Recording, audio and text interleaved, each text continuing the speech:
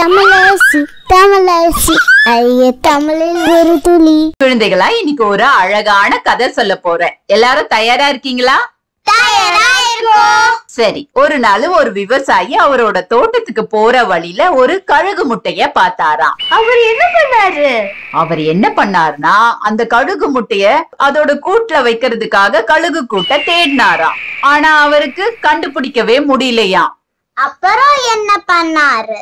அப்புறம் அவரோட வீட்டுல உள்ள கோழி முட்டையோட சேர்த்து கழுகு முட்டையும் வச்சுட்டாராம். ஆனா கழுகு கோழி இல்லையே. அதேதான். கொஞ்ச நாள் கழிச்சு முட்டையில இருந்து வந்த கோழி குஞ்சும் ஒரு கழுகு குஞ்சும் ஒன்னா சேர்ந்து வளர ஆரம்பிச்சுச்சான். ஓ ஆமா. ஒரு நாள் கோழி குஞ்சும் கழுகு குஞ்சுக்கும் ரொம்ப பசியா இருந்ததாம். அதனால எரை தேடி போச்சான். அப்ப வானத்துல ஒரு கழுகு வட்டமிட்டு பறந்துட்டு இருந்ததாம். அத கழுகு குஞ்சு பாத்துச்சான். உடனே கோழி குஞ்சு கிட்ட கேட்டுச்சான், இது என்ன பறவை, பாக்குறதுக்கே ரொம்ப பெருசா இருக்கே, ரொம்ப அழகா இருக்கே அப்படின்னு கேட்டுச்சான். ஆனா கழுகு மேல பார்த்தது இன்னொரு கழுகுதான். ஆனா அந்த கழுகு குஞ்சுக்கு அது தெரியல, அதுவும் ஒரு கோழி குஞ்சுன்னு நினைச்சுக்கிச்சு அத. சரியா? கோழி குஞ்சு சொல்லிச்சான், இந்த பறவை தான் பறவைகளுக்கு எல்லாம் ராஜா, இது ரொம்ப வலிமையான பறவை அப்படின்னு சொல்லிச்சான். உடனே கோழி குஞ்சு சொல்லிச்சான், நீயும் அதை பார்த்துட்டு அதை போலவே ஆகணும்னு ஆசைப்படாத, உன்னால அவ்வளவு உயரத்துக்கு பறக்க முடியாது, நீயும் எங்களை போல கோழி இனத்தை சேர்ந்த ஒரு பறவை தான் அப்படின்னு சொல்லிச்சான். அந்த கழுகு குஞ்சு நம்பிட்டு கோழியோடவே இருந்ததாம்.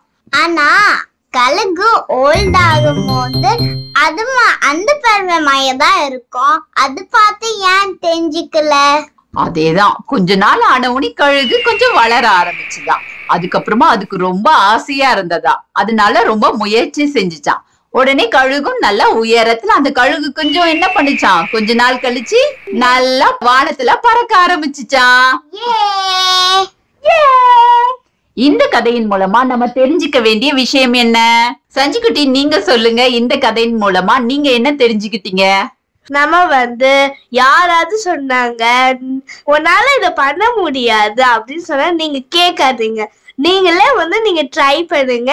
உங்களோட ஸ்ட்ராங்னஸ நீங்களே கண்டுபிடிங்க. சூப்பரா சொன்னீங்க சஞ்சு. இந்த கதையினுடைய நீதி என்ன அப்படின்னா, சூழ்நிலை காரணமாக நாம யாரிடம் பழக நேரிட்டாலும் நம் பலத்தை நாம தெரிஞ்சு வச்சுக்கணும். மற்றவங்க பேச்ச கேட்டு நம் பலத்தை நாம அறியாம இருக்க கூடாது அப்படிங்கிறது தான் இந்த கதையின் மூலமா நம்ம தெரிஞ்சுக்கிட்ட வேண்டிய விஷயம். சரியா? சரி.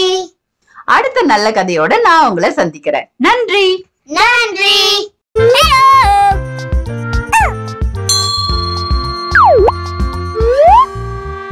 வணக்கம் ஃப்ரெண்ட்ஸ். நம்ம குழந்தைகளுக்கு தேவையான board books, flash card, picture book, rhymes book, colouring book, origami book, activity book, text book, writing book எல்லாமே tamilaraசி.org வெப்சைட்ல இருக்கு. நீங்க லாகின் பண்ணுங்க, ரிஜிஸ்டர் பண்ணுங்க. உங்க குழந்தைகளுக்கு தேவையான புத்தகத்தை வீட்ல இருந்தபடியே ஆர்டர் பண்ணுங்க.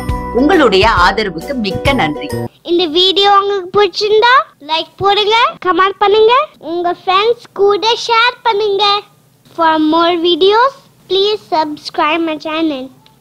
That's it.